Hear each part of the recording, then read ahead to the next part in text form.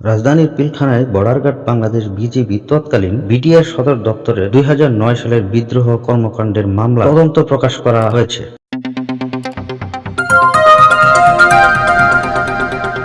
25শে ফেব্রুয়ারিকে শহীদ সেনা দিবস হিসেবে ঘোষণা এবং দোষীদের বিচারের দাবি জানিয়েছেন নিহত সেনা সদস্যের স্বজনরা। শনিবার রাজধানীর মহাখালীর রাওয়া ক্লাবে আয়োজিত এক সংবাদ সম্মেলনে তারা এইসব দাবি করেছে। এ সময় নিহত সেনা সদস্যের স্বজনরা বক্তৃতায় এই হত্যাকাণ্ডের পুনঃ তদন্ত সহ 7 দফা দাবি তুলে ধরে। সংবাদ সম্মেলনে বক্তাদের 7 দফা দাবির মধ্যে রয়েছে সত্য উদ্ঘাটনের ক্ষেত্রে শহীদ পরিবার মনে করে আগে যেসব তদন্ত হয়েছে সেসব তদন্তের প্রতিবেদন প্রকাশ করতে হবে।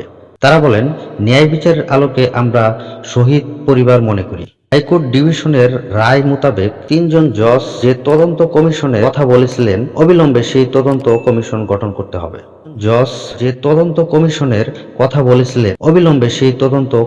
গঠন করতে হবে। অফিসিয়াল গেজেট করে 25শে ফেব্রুয়ারিকে শহীদ সেনা দিবস হিসেবে ঘোষণা করতে হবে। গেজেটে শাহাদাত বরণকারী সবাইকে শহীদের মর্যাদা দিতে হবে। 25শে ফেব্রুয়ারিতে দেশ জুড়ে জাতীয় পতাকা অর্ধনমিত রাখতে হবে। এই নৃশংস বর্বর পিলখানা ট্র্যাজেডিকে স্কুলের বইয়ের সিলেবাসে অন্তর্ভুক্ত করতে হবে। এতে আগামী প্রজন্ম জানতে পারবে কি ছিল এইসব শহীদদের ত্যাগ। এই ঘটনাকে ঘিরে যেসব সেনা কর্মকর্তা চাকরিচ্যুত হয়েছেন তাদের চাকরি ফিরিয়ে দিতে হবে অথবা যথার্থ ক্ষতিপূরণ দিতে হবে। আমাদের সপ্তম দাবি হলো, নির্দোষ কোনো বিডিআর জওয়ানকে যেন কোনোভাবেই সাজা না দেওয়া হয়।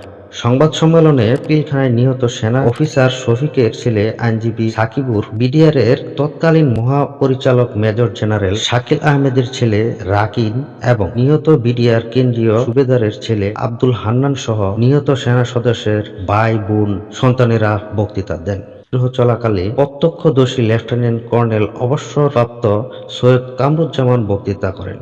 সংবাদ সম্মেলনে বিডিআর এর সাবেক ডিজি জেনারেল শাকিলের ছেলে রাকিন বলেন, পৃথিবীর ইতিহাসে একজন দায়িত্বরত প্রধানমন্ত্রী একটি বিদেশি রাষ্ট্রের সঙ্গে ষড়যন্ত্র করে 57 সেনা অফিসারদের হত্যা করে।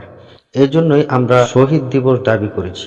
15 বছরে যা তদন্ত হয়েছে তা আমরা মানি না, কারণ প্রধান হত্যাকারী যে নির্দেশ দিয়েছে তিনি তখন ক্ষমতায় ছিলেন। পিলখানায় সংঘটিত হত্যাকাণ্ডের ঘটনায় সাবেক প্রধানমন্ত্রী শেখ হাসিনা, শেখ ফজলে নূর তাপস ও শেখ সেলিম সহ অনেকেই সরাসরি জড়িত ছিলেন। এই ঘটনায় যারা নির্দোষ এখনো জেল খাটছেন, সুষ্ঠু তদন্তের মাধ্যমে তাদের মুক্তি দেওয়ার দাবি জানায়। এ সময় নিহত সেনা কর্মকর্তা কর্নেল শাকিলের ছেলে অ্যাডভোকেট সাকিব রহমান বলেন, lieutenant general Jahangir Alam BDR হত্যাকাণ্ডের তদন্ত কমিটিতে ছিলেন। যে রিপোর্টটি প্রকাশ করেছেন সেটিও সংশোধনের পর মিডিয়ায় দেওয়া হয়েছিল। সেই রিপোর্টের অরিজিনাল কপি প্রকাশের দাবি জানান তিনি।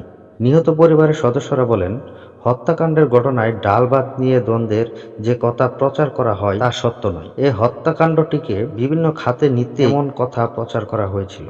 শেখ হাসিনার নেতৃত্বে আওয়ামী লীগ সরকার গঠন করার 50 দিনের মধ্যেই 2009 সালের 25 ও 26 ফেব্রুয়ারি ঢাকার পিলখানায় বিডিআর বিদ্রোহ হয়।